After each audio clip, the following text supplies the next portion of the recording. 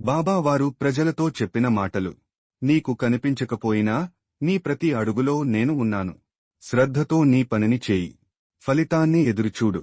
అది ఆలస్యం అయితేనేం ఖచ్చితంగా వస్తుంది. భయపడవద్దు. నీ శక్తిని నీవే గుర్తించు.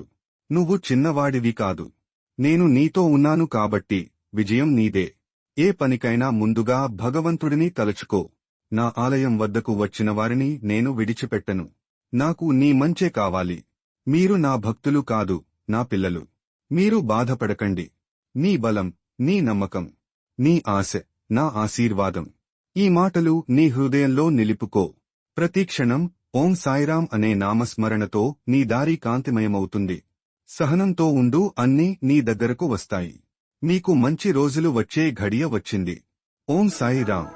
శ్రీ సచ్చిదానంద సద్గురు సాయినాథ్ మహారాజ్ కీ జై. శ్రీ సాయిబాబా ఆశీర్వాదంతో లైక్, షేర్ చేసి సబ్స్క్రైబ్ చేయండి. థాంక్యూ.